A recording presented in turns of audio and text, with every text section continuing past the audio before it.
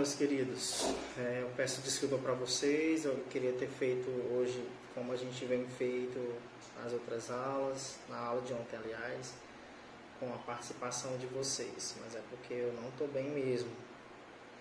Então, olha só, nós trataremos hoje a respeito dessa aula 7, né, que fala sobre os negros e brancos. Ontem a gente falou um pouco sobre os índios, viu como é importante a carga cultural dos índios e avaliar toda a estrutura da sociedade colonial em se tratando do serviço dos indígenas no Brasil, que foram escravizados, que tiveram famílias dizimadas, né, uma quantidade gigantesca. Nós vimos aí um panorama geral a respeito da diminuição dessa população indígena no Brasil. E fazendo aquela reflexão, que inclusive eu vou daqui a pouco olhar na plataforma por que algumas pessoas não estão encontrando a atividade. Daqui a pouco eu dou uma verificada e prorrogo aí os dias da atividade, tá? Nessa unidade, nessa aula de hoje, onde fala sobre negros e brancos, a gente faz a mesma avaliação, né, da sociedade colonial, como ela está caracterizada e qual a importância, né, para o estudo da história a respeito dessa comunidade africana, que a gente sabe que não é um povo homogêneo, né, mas é um povo com uma diversidade gigantesca. Por isso nós temos um país tão diverso, tá? O interessante é que ele coloca já de início essa questão do de olho no Enem, né? Por que estudar a vida dos negros aqui no Brasil, né?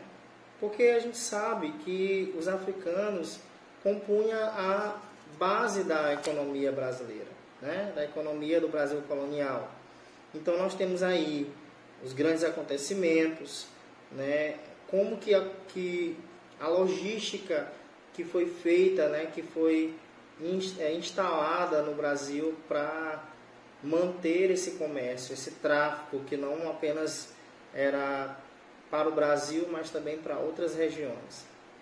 Nós temos aí algo bem importante, que é uma expressão logo no início do parágrafo, onde ele diz assim, que houve uma verdadeira diáspora africana, né?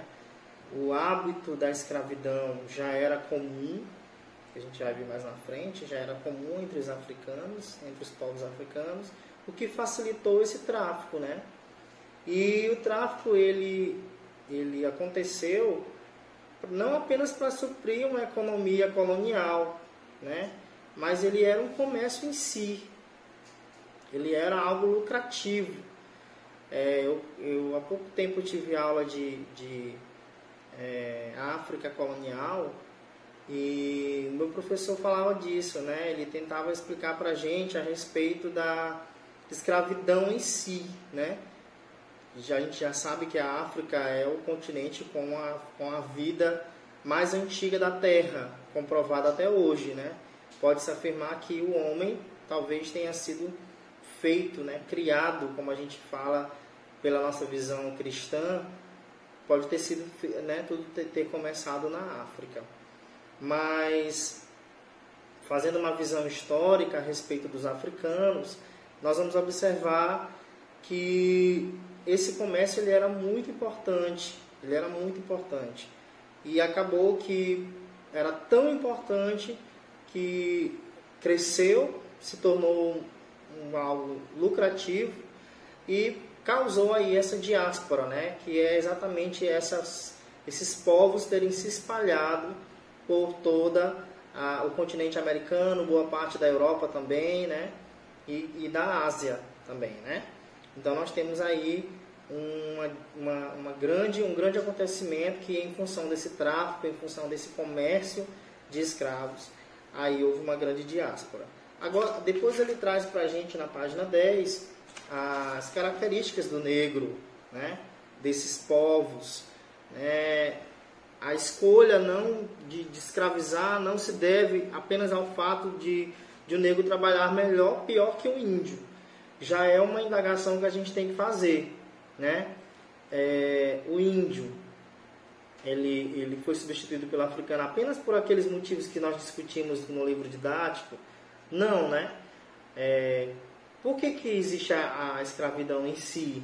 Por que escravizar o negro e não o índio, né? Porque chegou-se a uma conclusão no período colonial, a própria igreja se pronunciou em não escravizar o índio e escravizar o africano. Inclusive a gente já discutiu isso nas nossas aulas, né? Não era unicamente por uma questão de cor de pele, não. Porque os índios também tinham um tom de pele bem diferenciado dos europeus. A questão era o comércio, né? Era comum isso na África e acabou que esse hábito se espalhou por toda a Europa e na América. E aí, se por exemplo os portugueses, os espanhóis tivessem chegado na África e tivessem encontrado só brancos, se o hábito de escravizar era comum, brancos seriam escravizados para suprir aí a colonização. Mas é muito interessante a gente ter essa visão, como diz aqui o livro. Na verdade, a escravidão negra gerava uma intensa atividade comercial. Aí ele começa a falar sobre o comércio triangular, né? Que era aquele comércio, né? Que envolvia a África, o Brasil e a Europa, né? No nosso caso, mais propriamente falando de Portugal. E esse comércio triangular era aquela coisa, né? A África dispunha de negros, de africanos que iam suprir o trabalho braçal, e o Brasil levava aquele produto, a monocultura, no caso a cana-de-açúcar ou até mesmo o ouro, para a Europa, enquanto a Europa mandava para o Brasil os manufaturados necessários para os colonos. Beleza? E esse tráfico aí, né, era uma escravidão, era comum entre as tribos africanas, como eu já falei. Isso facilitava negociações, né, portugueses e espanhóis chegarem ali na África, nas regiões que era comum se escravizar, eles escravizavam entre si, e acabava que isso gerava aí um acordo, né? Os próprios reinos africanos que escravizavam acabavam aderindo a esse acordo de vender vários africanos negros, né? Muitas vezes capturados em guerra, né? Aquele outro reino que perdia uma guerra, acabava sendo escravizado. Entre outras, né? Crimes, era comum a escravidão entre os africanos. E aí acabou que isso se tornou um grande negócio, e esse negócio foi se expandindo para a América, tá? Nós já sabemos que depois de capturados, esses negros vinham em situações deploráveis, né? Situações horríveis, vinham nos porões de navios amontoados, e as condições eram péssimas, não havia higiene, né? Nenhuma condição de higiene, e castigos eram gigantescos. O livro diz que a fome, a sede, as faltas de condições de higiene, os castigos desumanos fazem com que, em média, 40% da carga morresse ao chegar na costa, né? Então, muitos morriam, nem chegavam na viagem da África para cá. Os principais grupos que eram escravizados, né, eram os bantus e os sudaneses, né?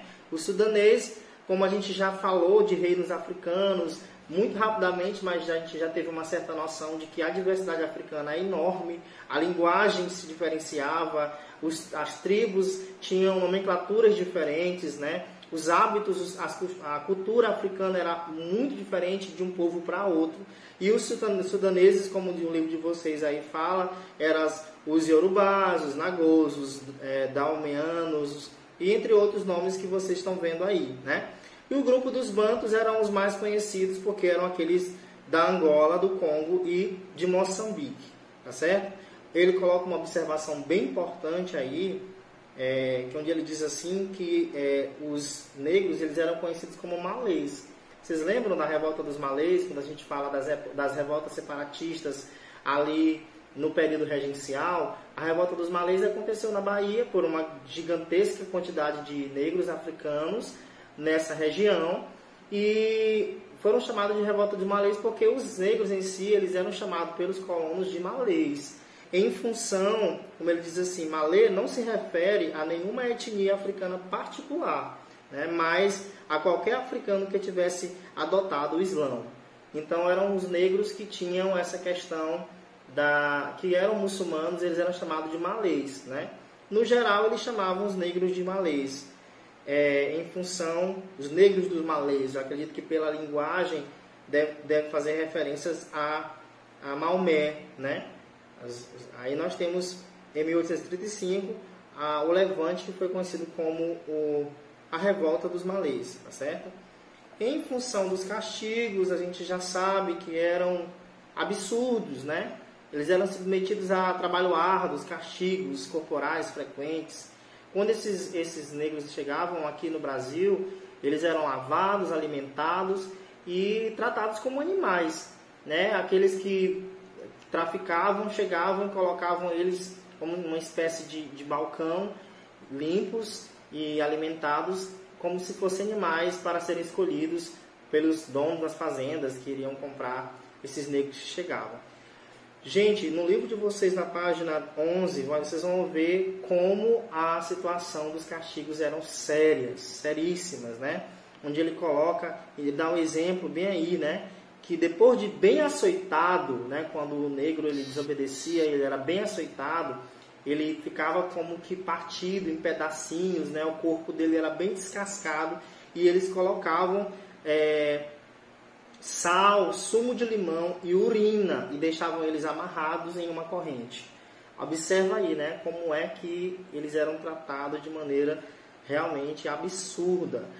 E nós tínhamos existiam os vários tipos de castigo, né? O tronco, o libambo, né? Que era uma espécie de argola de ferro que eles colocavam, a máscara, aquela máscara, né? Com objeto metálico na boca, né? Entre outros.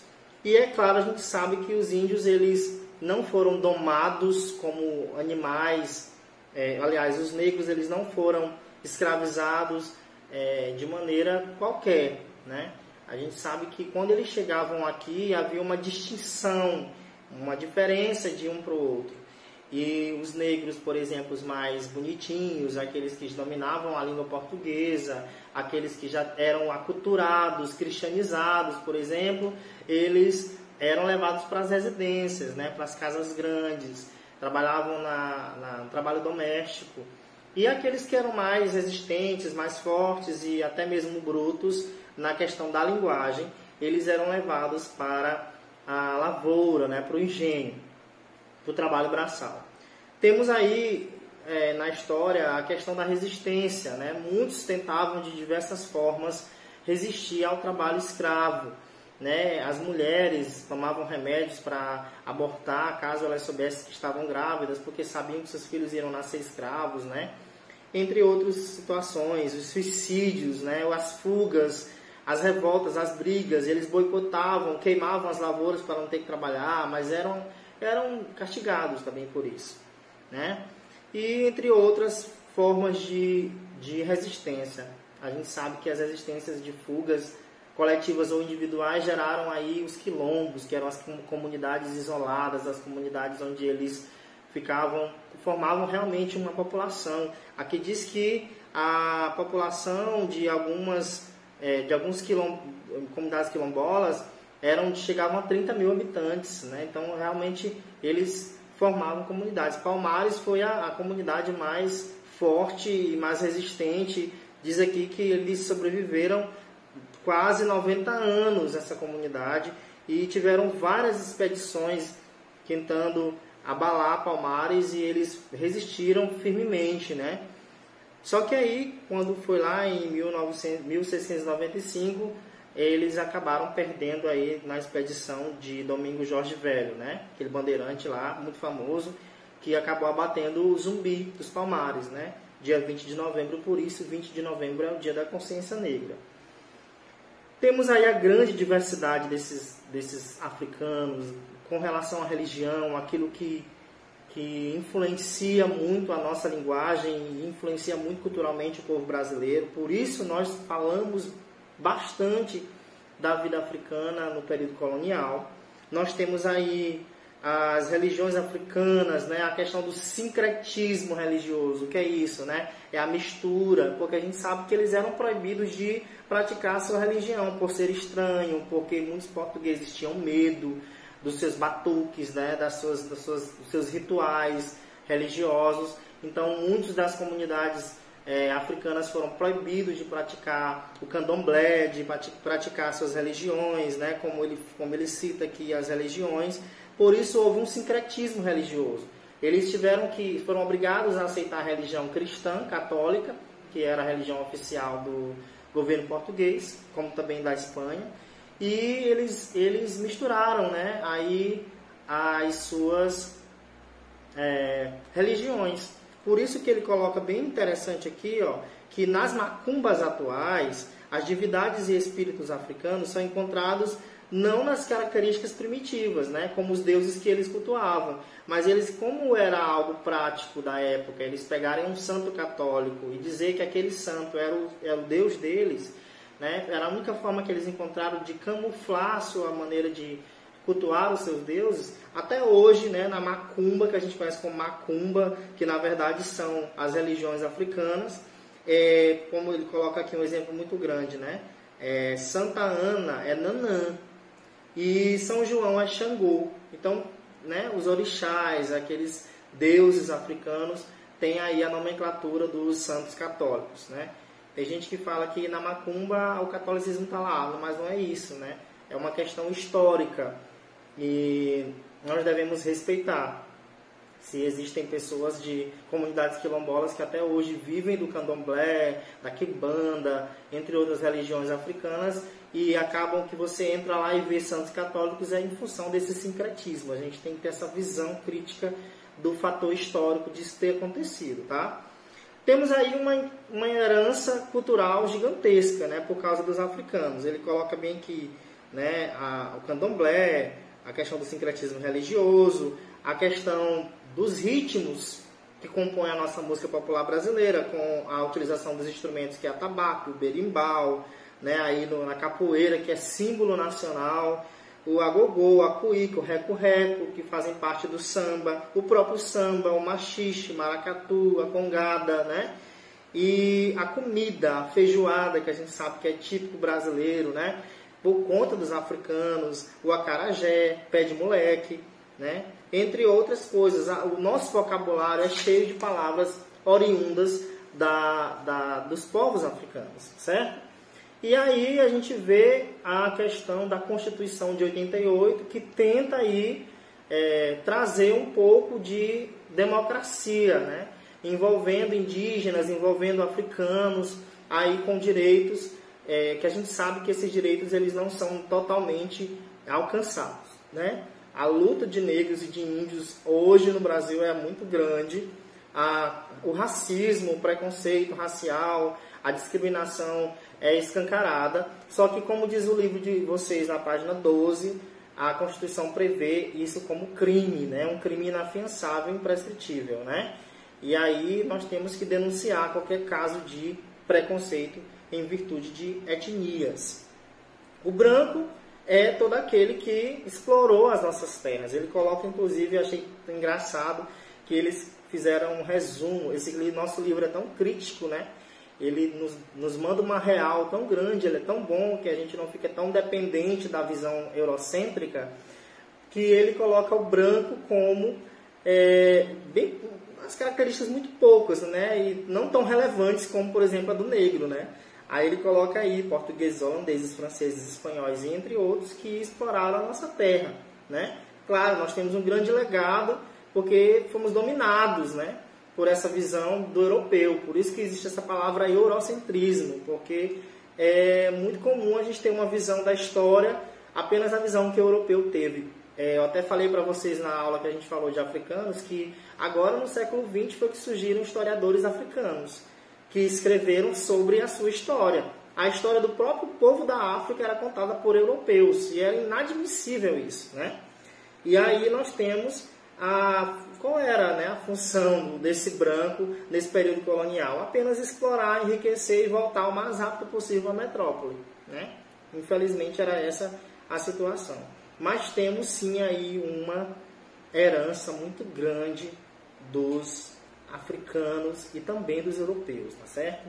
Nós temos o texto complementar que vocês vão ler em casa, vocês vão tirar as conclusões e vocês vão fazer mais um texto, apenas algumas linhas, 20 linhas, falando do posicionamento de vocês a respeito dessa questão da escravidão.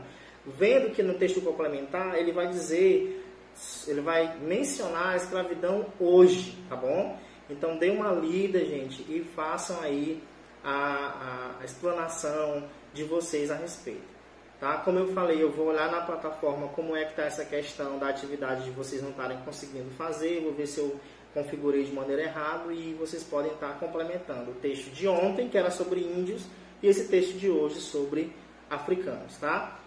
Deus abençoe vocês e espero que vocês consigam aí, por mais que eu tenha falado rapidamente, consigam assimilar tudo. Qualquer dúvida, estamos aqui, tá? Abraço.